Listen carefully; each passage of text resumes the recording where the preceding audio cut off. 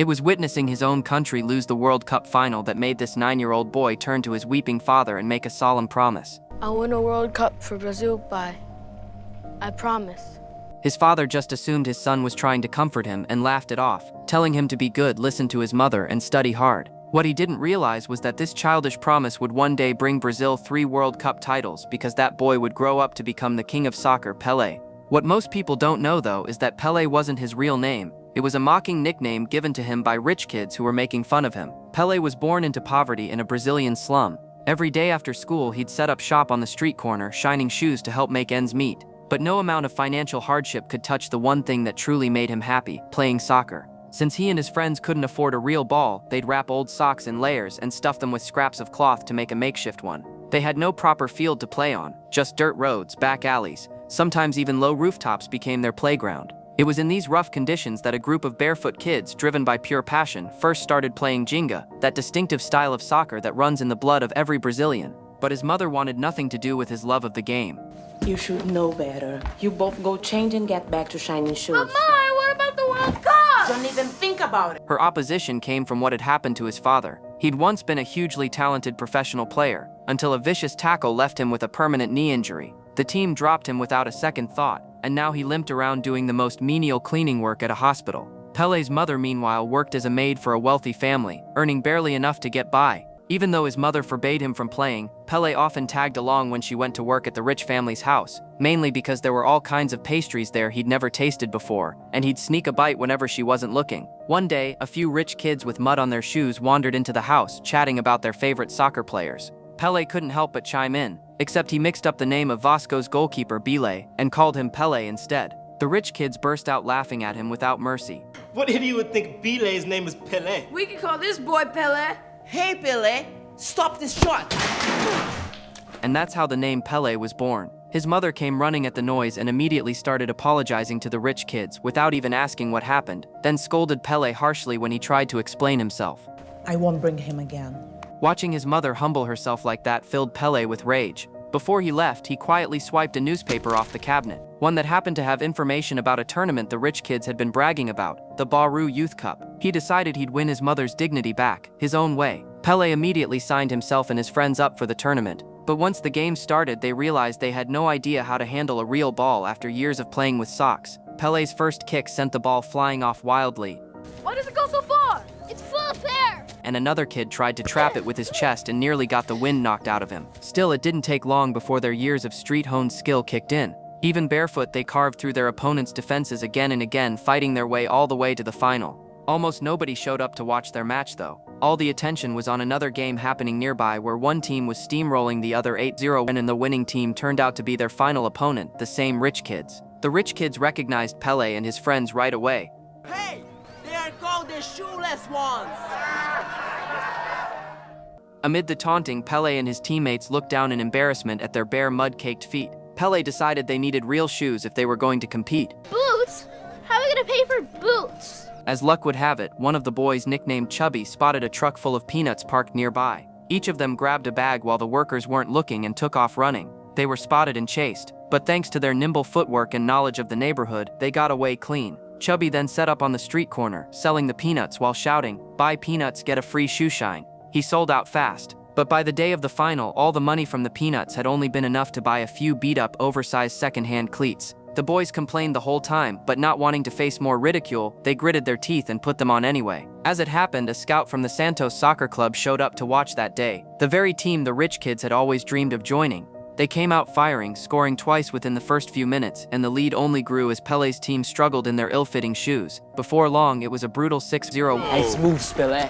A cruel insult from the sidelines set Pelé off, and it took his friends holding him back to keep him from losing it. That's when he looked up and caught his father's eye in the stands. Calm, steady, encouraging. It settled him instantly. He kicked off the oversized cleats and hurled them off the field. The crowd burst out laughing, but Pelé didn't care. He closed his eyes and pictured the field as just another street back home. When he opened his eyes again, something in him had shifted, the samba spirit fully awake. His Ginga flowed like water, and the ball seemed almost alive, dancing between his toes, knees, and shoulders. He tore through the defense single-handedly and calmly chipped it in for a goal. Go, go, go, go! One by one, his teammates kicked off their shoes too, playing barefoot, free and unrestrained, catching their opponents completely off guard. Working together, they clawed the score back to 6-5, but when the final whistle blew, they'd fallen just one goal short. Pelé walked off the field with his head down, but the stands erupted in thunderous applause. Everyone stood and chanted his name. The very nickname once used to mock him had become a badge of honor. The Santos scout had seen enough of Pelé's talent and handed his father a business card. Right as everyone was still riding the high of the moment, the peanut factory workers showed up looking for the boys who'd robbed them, and Pelé and his friends scattered in a panic. A storm broke out as they ran. One friend, the one who wore glasses, tripped and twisted his ankle, and Pelé helped him take shelter in a small dirt hollow. But the relentless rain softened the ground, and the hollow suddenly caved in. Pelé managed to scramble out in time, but his friend got trapped and was buried in the mudslide. He didn't survive. The loss of his friend sent Pelé spiraling into grief and guilt. So we stole the peanuts to buy football boots. But if I hadn't said we needed the stupid boots, Thiago wouldn't have died. Seeing her son in tears, his mother didn't scold him. She just pulled him into her arms and comforted him quietly. But the pain of that day stayed lodged in Pelé's heart like a thorn that wouldn't come out. I'm gonna be good now, Mike. I'm gonna study and do good in school. I promise. His father saw all of this happening and without a word went to his room and handed his wife the Santos Scouts business card. From that day on, Pelé seemed like a different person. He kept his promise, going straight to the hospital after school every day to help his father with cleaning work, never once complaining no matter how dirty or exhausting it got. But the smile that used to light up his face was gone, replaced by a silence far too heavy for a boy his age. He never touched a soccer ball again. His father couldn't stand to watch his son live under that cloud forever. One afternoon during a break, he picked a mango off a tree and tried kicking it toward a trash can in the distance, missing several times in a row. He noticed a flicker of quiet satisfaction cross his son's face, so he adjusted his stance and landed a perfect shot into an even farther trash can. That's when it hit Pelé. His father really had been that gifted professional player everyone once talked about. That small contest was like a key that unlocked the door Pelé had shut inside himself. From then on, father and son practiced together under the mango tree every day, juggling and shooting with mangoes instead of a ball. At first, Pelé couldn't control his power and kept smashing the mangoes to pulp, growing frustrated each time, but his father was always there, patient, cheering him on. Don't try so hard. Just enjoy yourself. Everything else will come. They kept this up for 6 years. Pelé grew into a spirited teenager, and under his father's daily guidance, his Ginga skills only kept getting sharper. His mother started seeing that old spark back in her son's eyes. After a sleepless night wrestling with the decision, she finally picked up the phone and made the call. The next day, when father and son came home from work, the same scout from 6 years earlier was already there waiting, once again inviting Pelé to join Santos. Pelé looked to his mother, and once he saw the approval and encouragement in her eyes, every last doubt melted away. Thank you, Mike. Thank you. On the day he left, his parents drew 3 months' pay in advance just to buy him a new set of clothes. Go, meu filho. You go make us proud. And so, at 16, Pelé set off to chase his dream, carrying the hopes of his whole family with him. Reality turned out to be far harder than he'd imagined. In his very first training session with the Santos youth squad, the moment he pulled off a Ginga move, his coach tore into him in front of everyone. Oh! That's exactly the kind of monkey business I'm talking about. Ball on the ground. To straighten out his technique, the coach made him watch footage from the 1954 World Cup, showing how the Brazilian players, too caught up in flashy tricks, couldn't break through Europe's disciplined defenses and ultimately lost. Pelé got the message and started forcing himself to practice European-style play every single night, but the style just didn't suit him. Even with the coach guiding him step by step, he kept mishitting shots and gradually became the worst player on the team. Every night he cried in secret, but knowing his whole family was counting on him, he kept pushing himself through extra practice long after training ended, deep into the night. The old scout had always believed Pelé had real potential and just needed more time. But a few nights later, he found Pelé sneaking out with his bags packed while everyone else was asleep, ready to head home. The scout caught up with him at the station and asked why he was giving up so soon. Dejected, Pelé admitted the coach hated his Ginga style, that he couldn't master the European technique, and that if he didn't go back to school now, he'd probably end up cleaning toilets just like his father. The old scout sat him down and told him the real story behind Ginga. Back in the early 1500s, Portuguese colonizers brought enslaved Africans to Brazil. Some of the enslaved people fled into the jungle to escape abuse and to defend themselves. They developed a fluid fighting technique that blended offense and defense. After slavery was abolished, that technique found its way into soccer, dazzling the world and becoming woven into the very identity of how Brazilians played the game. But after a string of World Cup losses, many people had started blaming Ginga itself, calling it too fragile to hold up against European tactics, and so it went from a source of national pride to something dismissed as second-rate. Once he finished, the old scout looked Pelé dead in the eye.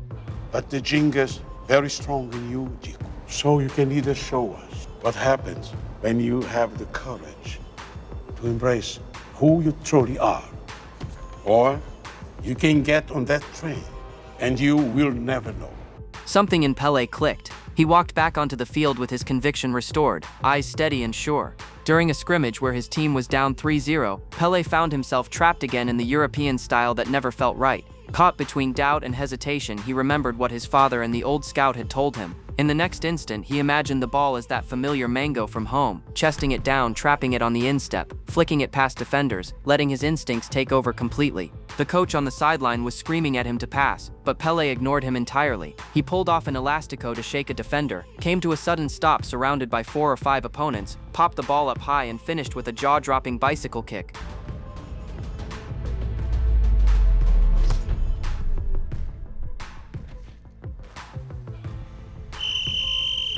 The whole field erupted for that unbelievable goal, but the coach, stone-faced, waved him over to the sideline. What the hell was that? I'm sorry. Do it again. Once he'd earned his coach's trust, Pelé was unstoppable, tearing it up on the field and rising fast from the youth team straight to the professional squad. By 15, he was already the club's top scorer. Just a year later, his signing bonus was enough to give his whole family a better life. The new radio he bought just for his father happened to be playing the announcement that he'd been named to Brazil's World Cup squad. Also making the list, 16-year-old Ginga Nascimento. Nascimento and Mazzola likely to be... He'd only be a backup, but that still meant this 16-year-old was about to represent his country on the biggest stage in world soccer. Before he left, his father, drawing on his own painful history, told him one thing above all else: never doubt yourself. It was that split second of hesitation while attempting a Ginga move in a match years earlier that had led to the injury that ended his career. Doubt can turn a beautiful Ginga move into a dangerous one. But you have to be stronger than I was, Chico. When people say mean things about you and how you play, you must never fail. Ashamed, but I got it. Calma. Carrying his father's words with him, Pelé headed off to the World Cup, only to run into Mazzola, that same rich kid from his childhood, now a starter for the national team, while Pelé remained on the bench. Making things worse, the national team's head coach despised Ginga even more fiercely than his youth coach had, and gave Pelé a stern warning to stay away from it. Ginga style might have worked for you back in Santos, but it will never hold up at an international level. But coach, I don't want to hear it! It won't happen again. Say it. It won't happen again. It won't happen again. During preparation, Pelé found himself boxed in by the European style once again. During one internal trial match, remembering his father's words, he defied the coach's orders and busted out a Ginga move, only for the coach's furious shouting to throw him completely off balance. That's the exact moment injury struck.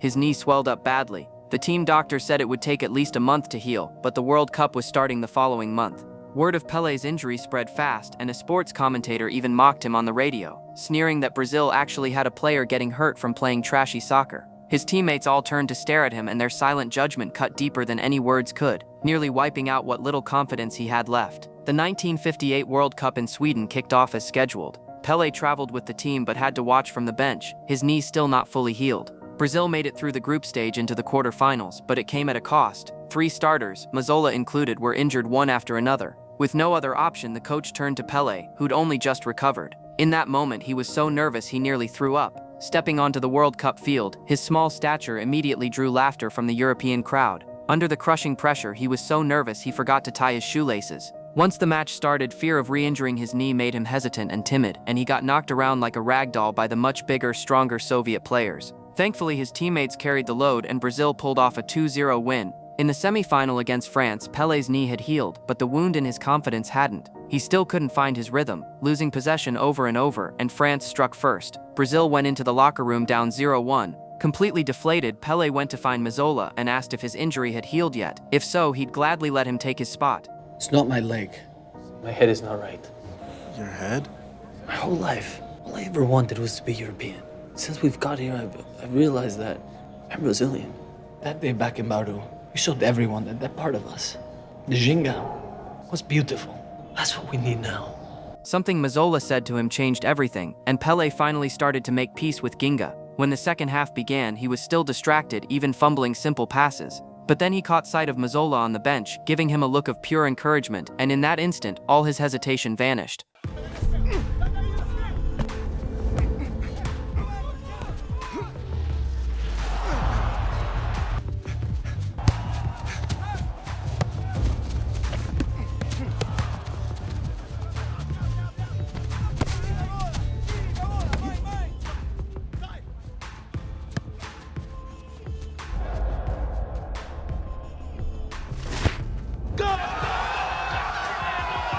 A volley struck with the full soul of Ginga lit the Brazilian fans up instantly. The European crowd booed at first, assuming it was just luck, but what came next crushed any doubt. Pelé tore through France's defense with Ginga again, scored a second goal, then a third, becoming the youngest player in World Cup history to score a hat-trick. Brazil advanced to the final with a commanding 5-2 win. Their opponent in the final was the host nation, Sweden, known as the Nordic Giants. At the pre-match press conference, the Swedish coach openly mocked the Brazilian players as freaks, trying to get inside their heads before the game even started. Watching from home, Pelé's father called him right away, urging him not to let the taunt shake him, to trust himself, trust his teammates, and above all, trust the very Ginga style they'd always taken such pride in. After hanging up, Pelé went down to the hotel restaurant and found his teammates all looking gloomy and defeated. So he suggested they play a game together to lift everyone's spirits. Hey, lighthouse, no bounce. Come on, kids. Time to wake up, take a seat, have some breakfast. You won't be able to do it alone. Hey, where'd the ball go? Keep it up, no bounce. Ginga, off the pillow. Ginga, boy. Keep it up. Yeah, off the post. Hey, right, keep it. All right, game on. Come on, go. Let's go.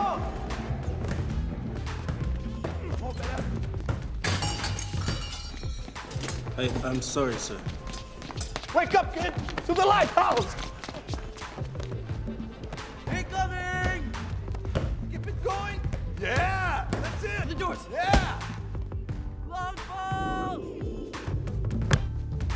Didi! You got Pelé long! Run, Pelé! Get there! Jump! It worked. The whole team's morale came roaring back, and it made the head coach realize his stubborn rejection of Ginga might have been a mistake all along. At the team meeting before the final, he did a complete about-face, offering the players a whole new kind of encouragement. What I saw at the hotel today, that's how we play. They say that we don't all play the same. It's true. We certainly don't all look the same, like they do. But that's what makes us who we are. We have one thing in common. The Ginga, the joy, and the expression of Brazil. So when you take the field tomorrow, forget everything that I told you this last week. I don't want the world to see a bunch of scared Brazilians trying to play like Sweden. I want them to see Brazil, just as we are. On June 29, 1958, the World Cup final kicked off. Just 4 minutes in, Sweden used their size advantage to score first, and the Brazilian fans' hearts sank instantly. But right at that moment, Pelé remembered the promise he'd made to his father all those years ago. I'll win a World Cup for Brazil I promise. He didn't want to see his father cry over this again. He didn't want Ginga to be scorned by the world any longer. He was going to win this World Cup for Brazil. And it's a beautiful reverse flip over Simonson. A touch now ahead of pass. Threading the needle around Party's defense, coming after the youngster. But he dishes it off now over to Didi. Didi passes Nascimento. Drew Sweden's defense way off their marks. Zito crossing back to Nascimento. Now past Simonson. Hammering comes in for support. Freeing up into orchestrating a brilliant attack.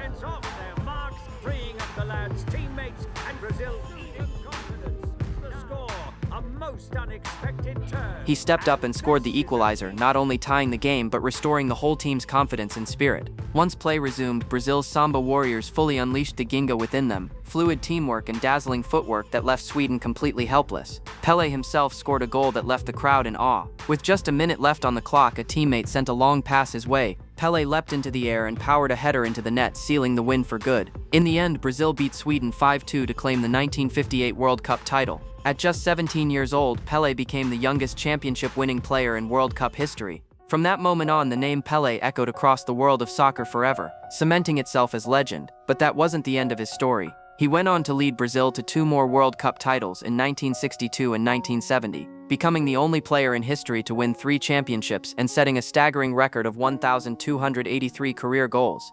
At the height of his fame, Pelé's influence was almost impossible to overstate. Brazil's president actually signed legislation declaring him a national treasure that couldn't be sold to foreign clubs, just to keep Europe's biggest teams from poaching him. Even more remarkable, when Pelé traveled to Nigeria for a match in 1969, both sides of the country's ongoing civil war agreed to a 48-hour ceasefire just so they could watch him play in safety. Maybe that's the kind of magic only the greatest player in the world could ever hold. But time comes for everyone, and this legendary player passed away on December 29, 2022 at the age of 82. Some say Pelé didn't change soccer, he simply was soccer. He showed the world that the game could be art, could be hope, could even be a force powerful enough to make the world forget its conflicts, if only for a moment. The boy who once chased a ball made of socks has finally stopped running. But the dream he lit still burns on, inspiring everyone who comes after him to step onto their own field of life and play their own version of Ginga fearlessly in their own way. That's it for today's story. Drop a comment with any movies you'd like to see covered, and subscribe for more.